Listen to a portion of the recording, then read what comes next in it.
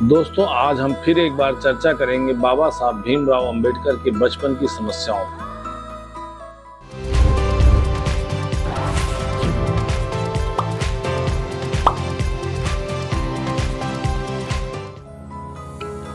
आधुनिक भारत के शिल्पकारों में से एक बाबा साहब भीमराव अंबेडकर देश के सबसे महान राजनेताओं में से एक थे। वह बचपन से ही जातिगत भेदभाव के शिकार हुए।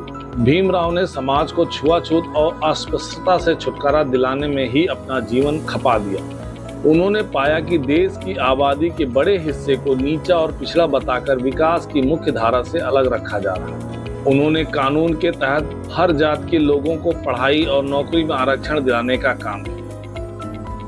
क्रिस्तोफ जाफलो द्वारा लिखी गई उनकी जीवनी के अनुसार बचपन में एक बार भीमराव अपने भाई बहनों के साथ रेल में सवार होकर अपने पिता से मिलने के लिए रवाना हुए। उनके पिता ब्रिटिश भारतीय सेना में सिपाही थे और एक छावनी में काम करते। जब वे लोग ट्रेन से उतरे तो स्टेशन मास्टर ने उन्हें पास बुलाकर कुछ पूछताछ की। जैसे ही स्टेशन मास्टर को उनकी जाति का पता चला, वह 5 कदम पीछे हट गए। स्टेशन से छावनी जाने के लिए उन्होंने तांगा लेने की कोशिश की, मगर कोई तांगे वाला उनकी जाति के चलते उन्हें ले जाने को तैयार नहीं होता था।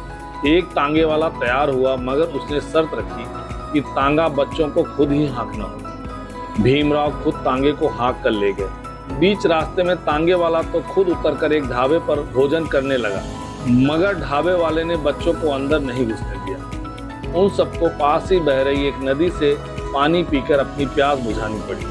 बाबा साहब भीमराव के दिलो जहन में अपने हालात का यह भीषण एहसास बेहद गहरा घाव कर गया। वह समझ गए कि छुआछूत की इस दीवार को गिराने के लिए शिक्षा की चोट जरूरी है।